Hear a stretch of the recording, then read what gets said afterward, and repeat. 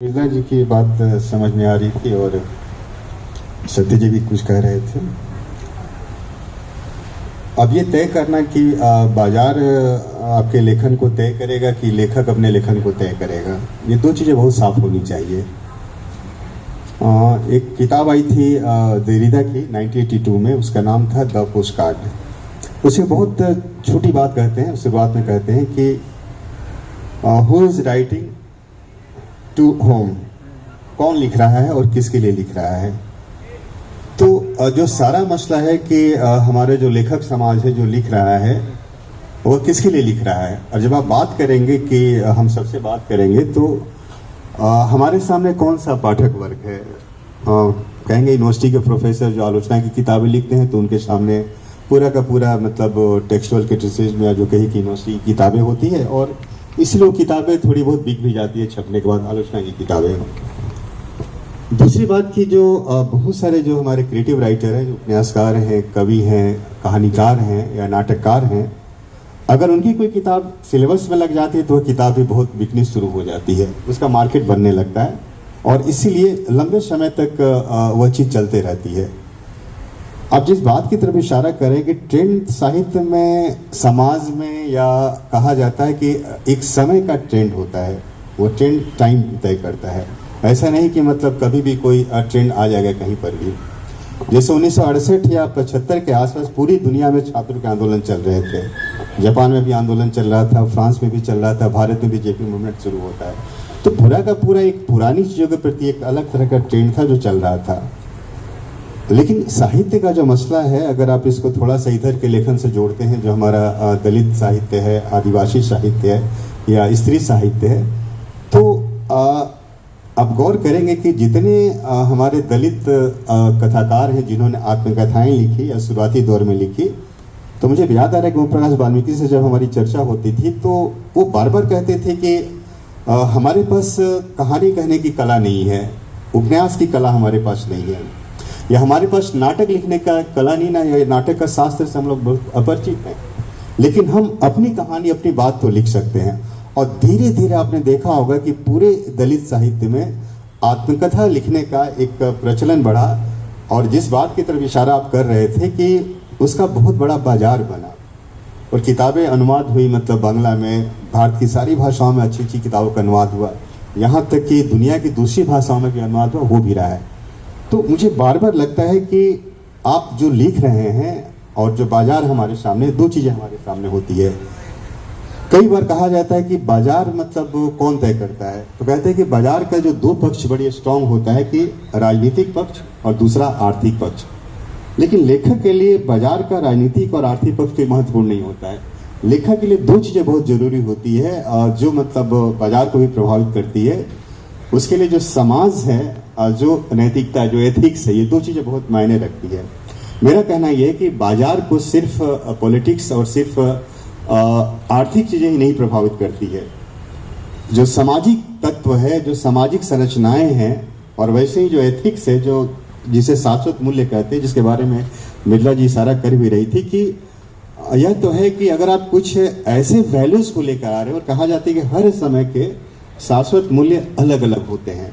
अब यह लेखक का भी काम होता है कि उसकी पहचान करे, और कई बार बहुत सारे लेखक उसकी पहचान नहीं कर पाते हैं। वो पुराना जो लिखे रहते वही लिखे जा रहे होते हैं, और फिर धीरे धीरे उसे कोई पाठक हमारे सामने नहीं आता। लेकिन जब ही आप अपने समय के सवाल को, समय की चीज़ें की पहचान करते हैं, और ये कहना बहुत अच्छा नहीं है कि मतलब बाजार चीज़ों का हमेशा रहा है, बाजार हमेशा रहेगा। अब यह जरूर है कि मतलब अभी मित्रा जी जो कह रही थी बाजार कैसे इसकी डिमांड कर रहा है। बाबा नागार्जुन के बारे में कहा जाता था कि पटना में संजय साहिब जी बैठे हुए हैं कि बाबा से लोगों ने कहा कि आपकी कविता भी अब अमेरिका वाले खरीद के ले जाएंगे। तो बाबा ने कहा कि हम बेचेंगे तब न खरीद के ले जाएंगे। और एक लिटी इंटेंशनल कविता बाबा नागार्जुन ने लिखी थी तब, और कहा कि ठीक है लिटी का भी बाजार होगा। लेकिन मेरा कहना यह है कि लेखक को यह तय करना होता है, और जाहिर है कि अगर आप लेखक हैं, अभी पिछले सत्र में भी अनुभव की यथार्थी अनुमान की बात हो रही थी, अनुभव बहुत बड़ी चीज होता है। अनुभव को हम सिर्फ सेंटिमेंट से जोड़ लेते हैं, लेकिन कहते हैं कि थरथराने का अनुभव, कांपने का जो होता है, यह भी अनुभव बहुत बड़ा अनुभव होता है जो दलित लेखन में दिखाई पड़ता है।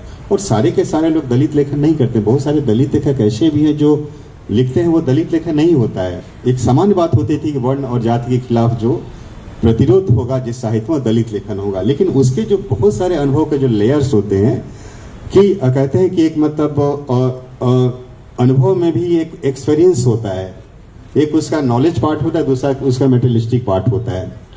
तो नॉलेज वाले पार्ट में कहा जाता है कि जो बहुत सारी चीज़ों का अनुभव हमें तब होता है जब हमारे सामने खतरे होते हैं। मान लीजिए बाजार कहीं खतरा आप अनुभव कर रहे हैं, तो उसके अनुभव करने के बहुत सारे तरीके होंगे आपके पास। हो सकता है हमारे हिंदी लेखक समाज के पास बाजार का अनुभव नहीं हो रहा है, या बाजार हमारा किस तरफ जा रहा है। और एक बात और कह के मैं अपनी बात समाप्त करूंगा कि जिसमें राजनीति की बात कर रहा था या आर्थिक बात कर रहा था, तो कई बार होता है कि आखिर उस बाजार को तय कौन करता है।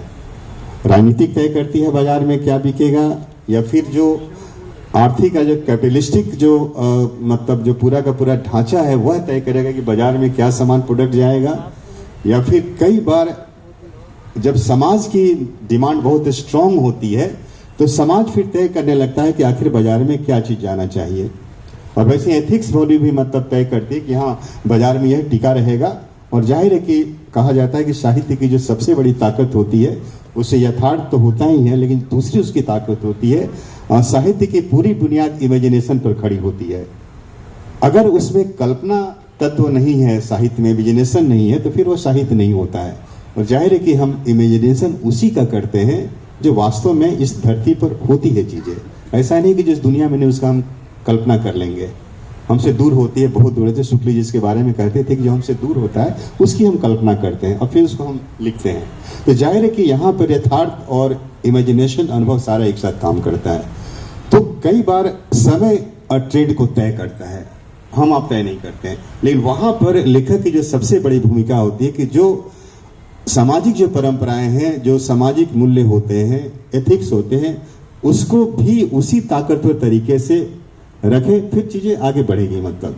और बहुत सारे लेखक हमारे सामने उदाहरण है जो आज भी लिख रहे हैं, आज भी उनकी किताबें का बहुत बड़ा पाठक वर्ग है। जैसे निर्मल वर्मा, जब हम लोग जेएनयू में पढ़ते थे तो बहुत सारे समाजशास्त्र के, पॉलिटिकल साइंस के, हिस्ट्री के बच्चे थे या मित्र थे जो निर्मल जी को बहुत पढ़ते थे, बोलते थे बहुत अच्छा गद्य लिखते हैं, उनके गद्य में अलग तरह का अनुभव होता है।